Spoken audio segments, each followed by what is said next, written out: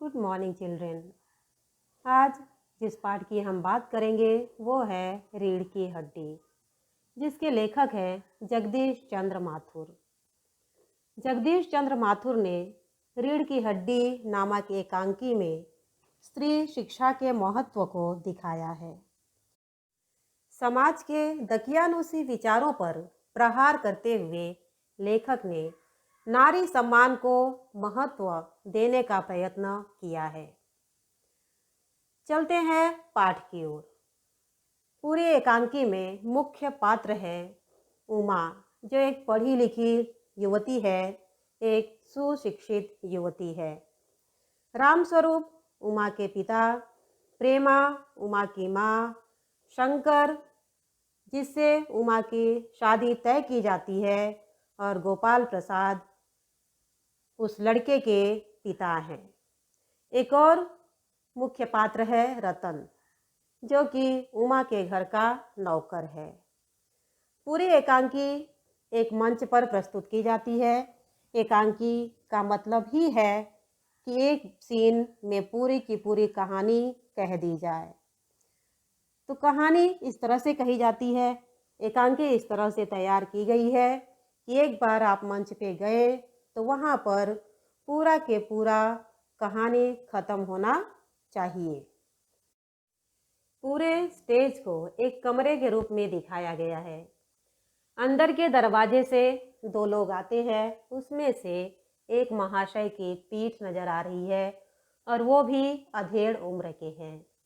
अधेड़ उम्र अर्थात 45 से 50 साल के। एक तख्त को पकड़े हुए कमरे में आते हैं।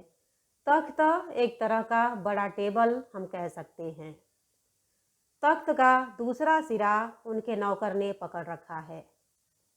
रामस्वरूप अपने नौकर को हिदायत देते हुए कहते हैं कि अबे धीरे धीरे चल, ठीक है, अब तख्त को उधर मोड़ दे, उधर। और फिर बात करते करते तख्त को रख दिया जाता है। रतन ने पूछा, रतन यानी नौकर ने अपने मालिक से पूछा, बिछा दे साहब। बिछा दे यानी टेबल को खड़ा किया गया था, अब उसको सीधा करना था। रामस्वरूप जरा तेज आवाज में, थोड़ा सा गुस्से में, और क्या करेगा, परमात्मा के यहाँ अक्ल बट रही थी, तू देर से पहुंचा था क्या? बिछा दो साहब। ये सब मेहनत किस लिए की हमने, इतना पसीना हमने किस लिए बहाया है? रतन ने हंसते हुए ही करते हुए तख्त को बिछा दिया। रामस्वरूप दरी उठाते हुए, दरी यानी कॉटन कारपेट हम कह सकते हैं, एक तरह से कॉटन मैट भी कह सकते हैं, उठाते हुए उन्होंने रतन से कहा, यानी अपने नौकर से कहा कि बीबी जी के कमरे में से हारमोनियम उठा ला और उसके साथ में सितार भी, जल्दी जा। और रतन भागते भागते चला जाता है। पति और पत्नी मिल करके तख्त पर दरी बिछा देते हैं। प्रेमा उसकी पत्नी, रामस्वरूप की पत्नी ने कहा, लेकिन वो तुम्हारी लाडली बेटी तो मुंह फुलाए पड़ी है। रामस्वरूप ने पूछ दिया, क्यों, ऐसा क्या हो गया कि मुंह फुलाए पड़ी है? प्रेमा ने उत्तर दिया, तुम्ही ने तो कहा था कि उसे ठीक ठाक करके नीचे ले आना। रामस्वरूप ने कहा, हाँ, अरे देखो, उससे कह देना कि जरा करीने से आए। करीने यानी सुंदरता से, अच्छे से सज धज कर आए। ये लोग जरा ऐसे ही हैं, खुद पढ़े लिखे हैं, वकील हैं, सभा सोसाइटियों में जाते हैं, लेकिन वे चाहते हैं कि जिससे उनके बेटे की शादी हो वो लड़की ज़्यादा पढ़ी लिखी न हो। प्रेमा ने पूछा, ठीक है, लेकिन लड़का कितना पढ़ा लिखा है? रामस्वरूप ने उत्तर दिया, बाप शेर है तो लड़का सवा शेर है, यानी बाप से ज़्यादा पढ़ा लिखा है। बीएससी के बाद लखनऊ में ही तो पढ़ता है, मेडिकल कॉलेज में। कहता है, शादी का सवाल दूसरा है और पढ़ाई का दूसरा, क्या करूं, मजबूरी है, नहीं तो शादी ना करता। यहाँ पर ध्यान देने योग्य बात यह है कि लोग 12वीं पास करके ही मेडिकल कॉलेज में चले जाते हैं, एडमिशन ले लेते हैं, मेडिकल की पढ़ाई करते हैं। लेकिन ये लड़का पहले बीएससी करता है, उसके बाद मेडिकल कॉलेज में जाता है और कहता है कि मजबूरी है इसलिए शादी कर रहा हूँ। 3 साल बीएससी में बर्बाद करने के बाद अब वो लड़का शादी करना चाहता है। तभी उनके नौकर रतन ने धीमी आवाज़ में कहा, बाबूजी बाबूजी। और रामस्वरूप समझ गए कि मेहमान आ गए हैं। दरवाजे से बाहर झांकते हुए उन्होंने प्रेमा से कहा, अरे प्रेमा, वे आ भी गए।